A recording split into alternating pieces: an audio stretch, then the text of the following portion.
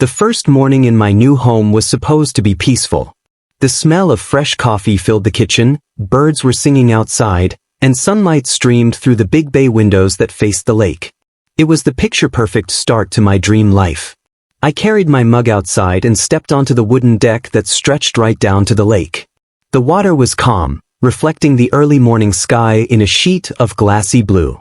This was why I'd bought the place. Quiet, serene, and miles away from the chaos of the city. I closed my eyes and just listened to the waves lapping gently against the dock. For the first time in years, I felt like I could breathe. Then I heard it. Gravel crunching. I turned around and froze. A convoy of dark SUVs was rolling into my driveway, 3, 4, 5 of them, kicking up dust as they parked in a neat, military-like row. The doors opened in perfect unison. Out stepped a group of people, men and women, all in matching polo shirts with clipboards in hand. And in the middle of them, like a general leading an army, came a tall man in a pressed black suit and mirrored sunglasses. He didn't smile. He didn't say hello. He just marched straight toward me like he owned the place. "You must be the new owner," he said, stopping a few feet away.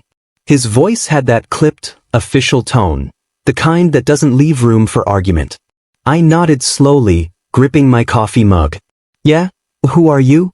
He pulled out a business card and handed it to me with a little too much force. "Daniel Mercer, HOA president." I didn't know much about HOAs. Sure, I'd heard the horror stories, people getting fined for leaving their trash cans out too long, or for having the wrong color mailbox, but I figured it was just suburban drama that didn't affect me. "All right," I said cautiously. "What can I do for you?" He gestured toward the lake like he was presenting me with a prize. "This lake is community property," he said. "As per our association's regulations, you need to sign over your usage rights so we can maintain control and upkeep." I blinked at him. "Excuse me? The lake is on my deed. I bought it along with the property." His lips curled into a smile that didn't reach his eyes. "Oh, we've seen your deed. But under HOA guidelines, all water features fall under our jurisdiction. You'll need to sign these documents agreeing to our rules, including annual dock fees, boat registration, quiet hours, and a no-night fishing policy." He handed me a thick stack of papers, each one stamped with the HOA logo. I didn't take them. "I just moved here," I said, my voice sharp.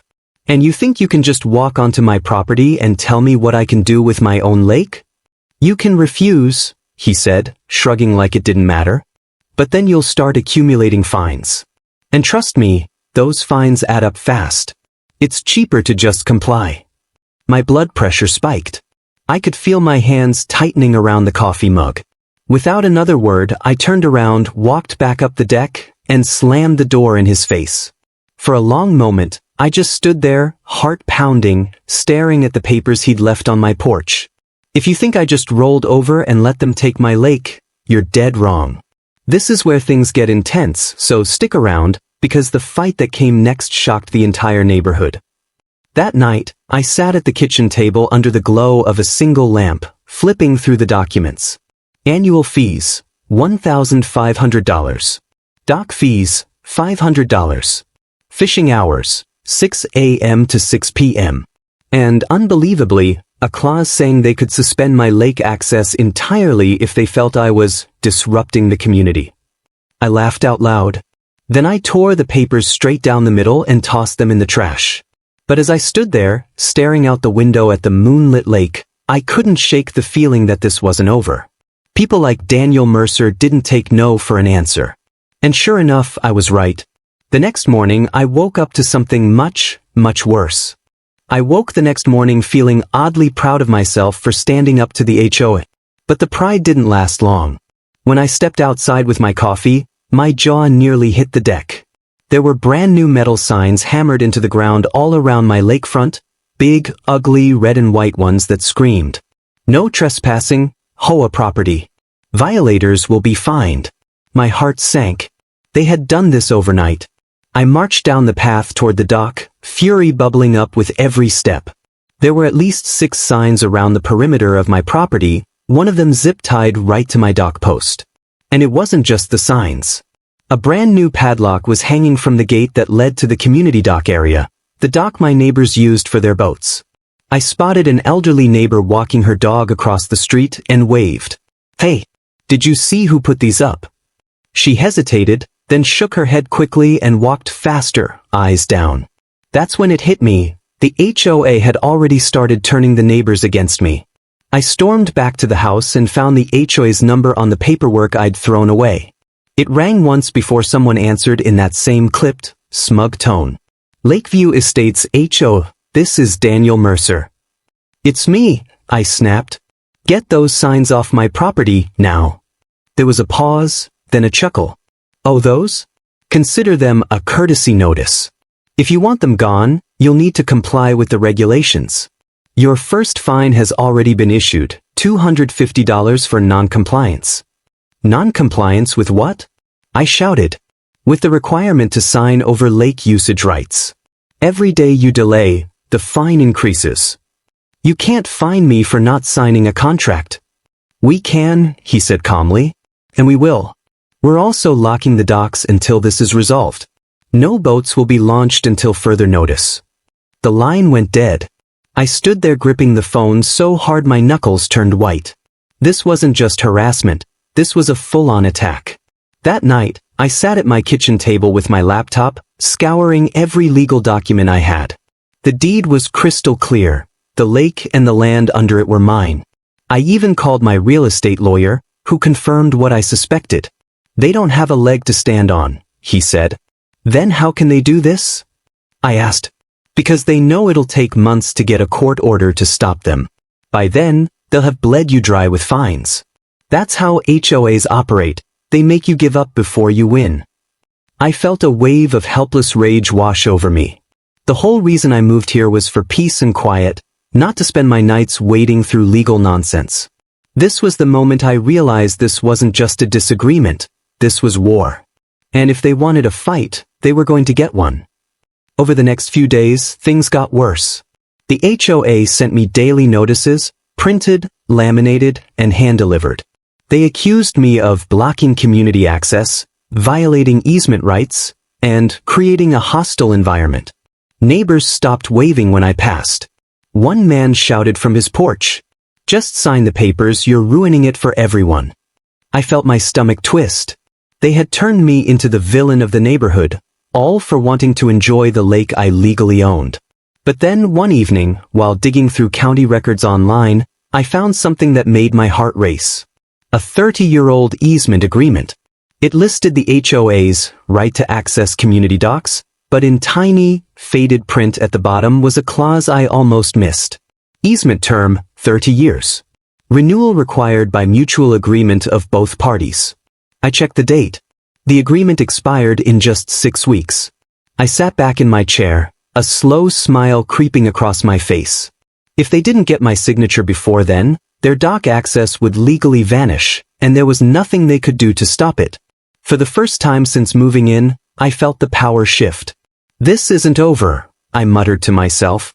"But it's about to get very, very interesting." The discovery of that expiring easement changed everything. For days I couldn't think about anything else.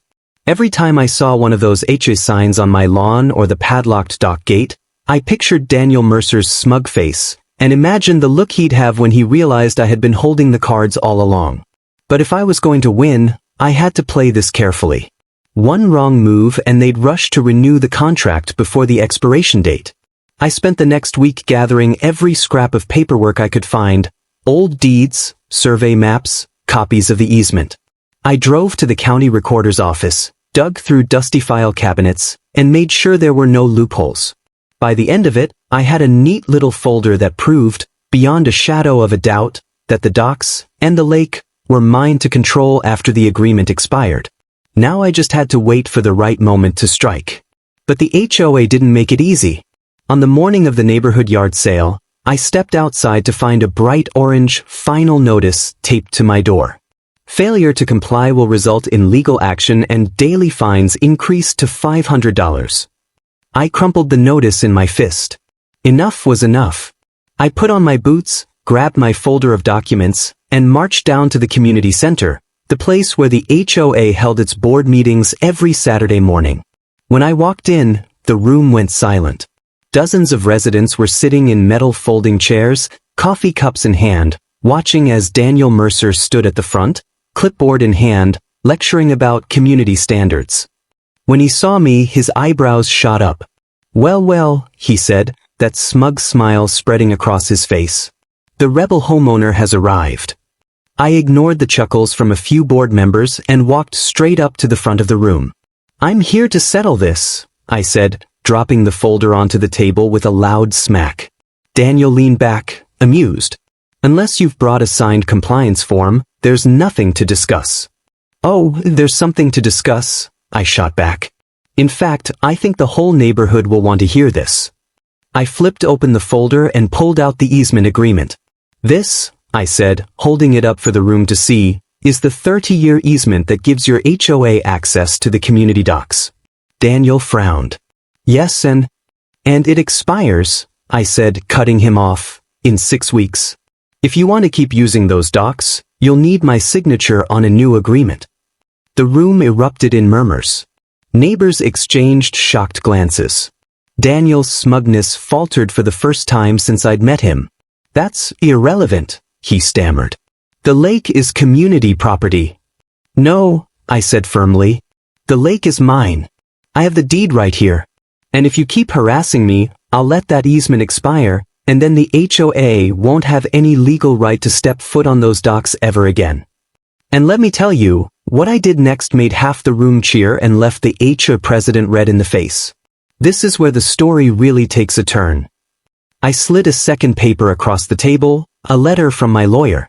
It stated in no uncertain terms that the HOA was in violation of my property rights by locking the docks and posting signs. "You have until the easement expiration date to remove every single sign and stop issuing fines," I said. "If you don't, I'll not only refuse to renew the agreement, I'll file a lawsuit for harassment and damages." For a moment, there was silence. Then one of the neighbors in the back spoke up. "Wait, so if the HOA loses the docks, we can't launch our boats at all?" "That's right," I said. "Because Daniel here would rather bully me than negotiate in good faith." Now the murmurs turned angry, but they weren't directed at me. They were directed at him. Daniel's face turned crimson. "This is extortion," he shouted. "No," I said calmly. "This is me protecting what's mine." I gathered my folder and turned to leave, but not before adding one last line. "You know how to reach me if you want to talk like adults. But the clock is ticking." As I walked out of the room, I could feel every eye following me, and for the first time since this whole mess started, I wasn't the villain. The HOA meeting was supposed to intimidate me. Instead, it lit a fire under the entire neighborhood. By the next morning, word had spread about the expiring easement. I couldn't go outside without a neighbor approaching me, not to yell this time, but to ask questions. "Is it true?" one man whispered as I checked my mailbox. "They really lose dock access if you don't sign?" "Yes," I said. "But it doesn't have to be that way. All they have to do is stop harassing me and renegotiate fairly." By the look in his eyes, I knew he believed me. But Daniel Mercer wasn't ready to surrender. That same afternoon, a fresh letter arrived, hand-delivered by 2 board members who didn't even make eye contact as they left it on my porch. I tore it open and felt my blood boil. Effective immediately, the HOA is doubling all fines and will pursue legal injunctions to prevent interference with community property. Failure to pay fines may result in a lien on your property. I laughed out loud. They were bluffing, and now they were desperate. If you think I was going to back down now, you don't know me. This was the moment I decided to hit them where it hurt the most, and trust me, what came next was pure chaos. That evening, I walked down to the dock with my toolbox. Neighbors peeked out from behind curtains as I got to work replacing the old rusty locks with heavy-duty ones. When I was done, I posted a brand new sign on the gate. "Private property, access restricted until easement renewal." The next morning, chaos erupted. I woke to shouting outside. Daniel and 3 board members were standing at the dock gate, tugging at the chain and rattling it like they could break it open. "What do you think you're doing?" Daniel shouted when he saw me approaching. "Exercising my property rights," I said calmly. You've got 5 weeks left on your agreement. After that, this dock belongs to me. This dock belongs to the community, he barked. Then pay for it like a community, I shot back. Behind him, I saw neighbors gathering, some siding with him, others silently watching, clearly enjoying the show. You can't just shut people out, one woman yelled. I'm not shutting anyone out, I said, raising my voice so everyone could hear. I'm asking the HOA to stop harassing me and renegotiate in good faith. But instead, they keep threatening me with illegal fines. The murmurs grew louder. Daniel's face turned red. Remove this lock, he ordered, or we will remove it for you. Go ahead, I said, pulling out my phone. I'd love to have video evidence of HOA trespassing on private property. It'll make my lawsuit even easier. For a moment, no one moved. Then, slowly, Daniel lowered his hand and stepped back. This isn't over, he growled. Good, I said. Neither is the clock. You're running out of time. I turned and walked back to my house, heart pounding, but this time, it wasn't from fear. That night, I sat on my deck and watched the sunset paint the lake gold. The HOA had tried to break me, but now they were the ones scrambling. The next few weeks were a standoff. Every time I left the house, I saw board members pacing near the dock, taking pictures, writing notes. They even brought in a lawyer one day, but I had my own lawyer send them a formal cease and desist letter, which shut them up for a while. Then came the final week before the easement expired. I could feel the tension in the air, like a storm building on the horizon. Neighbors were whispering in groups, glancing at me when they thought I wasn't looking. One night, an anonymous note appeared under my door. Don't give in. They've bullied us for years. You're the first one to fight back. I smiled and tucked the note into my folder of documents. I wasn't just fighting for myself anymore. I was fighting for everyone who'd ever been pushed around by this HOA. And when the expiration day came, I was ready. The locks were in place. The signs were up. And the whole neighborhood was watching to see what I'd do next. The expiration date circled on my calendar felt like a finish line I'd been running toward for weeks. Every day leading up to it, the HOA tried something new, letters, emails, even a threat to suspend my neighborhood privileges. I ignored all of it. I had a plan. On the final evening, the air felt electric. The whole neighborhood seemed to be holding its breath. I sat on the deck, sipping coffee, staring at the lake as the sun dipped below the tree line. At 8 p.m. I saw them. Daniel Mercer and the entire HOA board marched toward the community center carrying clipboards and briefcases. The parking lot filled with cars, a full emergency meeting. I decided to attend. When I walked in, every chair was filled. Neighbors stood along the walls, whispering. Daniel stood at the front of the room, looking exhausted but still defiant. As you all know, he began, the lake access agreement is set to expire at midnight. We have reached out to the homeowner repeatedly, but he refuses to cooperate. Unless we act now, all dock access will be lost. A murmur of frustration rippled through the crowd. I stepped forward. You've had weeks to resolve this, I said, my voice carrying across the room. Instead of negotiating, you threatened me, fined me, and tried to intimidate me. This is the result. Daniel glared at me. You're holding the entire community hostage. No, I said firmly. You did that the moment you locked the docks and put up those signs. I'm just taking back what's legally mine. I reached into my folder and pulled out a fresh letter from my lawyer. This, I said, holding it up, is the final notice. You have until midnight to agree to my terms, remove all fines, pay damages for harassment, and renegotiate the dock agreement fairly. Otherwise, the HOA loses access permanently. The room erupted in shouting, some people yelling at Daniel, others at me. Then an older man stood up from the back, his voice calm but strong. Enough, he said. I've lived here 30 years, and I've watched this board push people around. Maybe it's time someone stood up to you. Several neighbors nodded. Suddenly, I wasn't alone anymore. This was the turning point. If you think the HOA backed down quietly, you're wrong. What happened next had the whole neighborhood outside at midnight. By the time the meeting ended, the board had refused my terms. So I went home, grabbed my flashlight, my toolbox, and a thick chain, and waited. At 11:55 p.m., I walked down to the dock. A handful of neighbors followed quietly, standing back but watching. The lake was perfectly still, the moon reflecting off its surface. The only sound was the crunch of my boots on the gravel. When I reached the gate, I pulled out the key, unlocked the temporary padlock, and replaced it with a heavy-duty chain and a brand-new lock. Clink. The sound echoed across the water like a gunshot. I posted one final sign on the gate. Easement expired, dock access revoked, trespassers will be prosecuted. At exactly midnight, I snapped the lock shut. Neighbors gasped quietly behind me. One of them whispered, "You really did it." I turned and nodded. I told them the clock was ticking. Right then, headlights appeared at the end of the road. Daniel Mercer's SUV came screeching up to the dock. He jumped out, furious, shouting, "Open this gate right now." "It's midnight," I said, checking my watch. "The agreement is over. The dock is mine." "This is illegal," he shouted, rattling the chain. "No," I said calmly, pulling out my phone and hitting record. "This is property law. You lost." More neighbors came out of their houses, drawn by the shouting.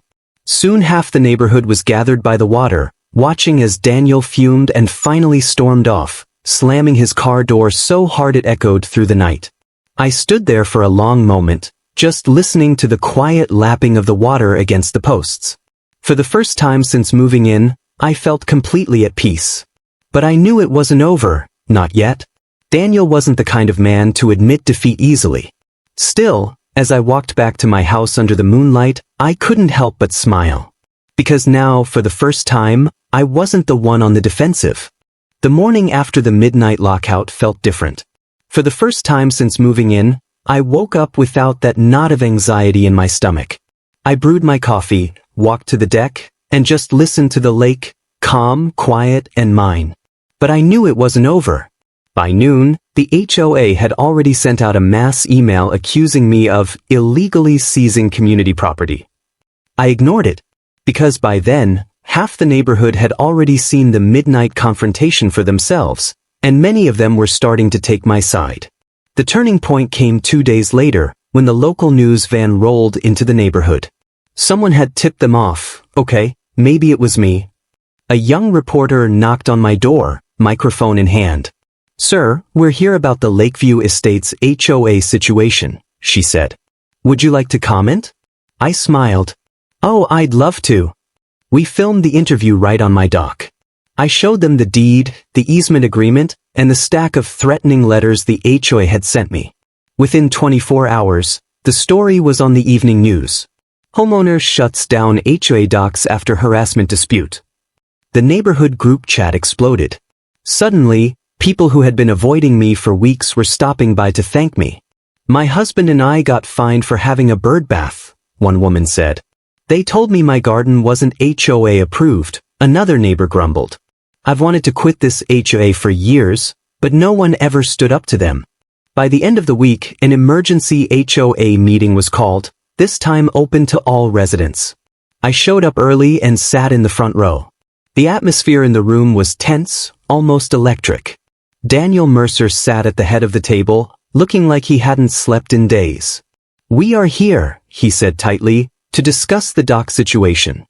Before he could continue, a man from the back stood up. "Enough, Daniel.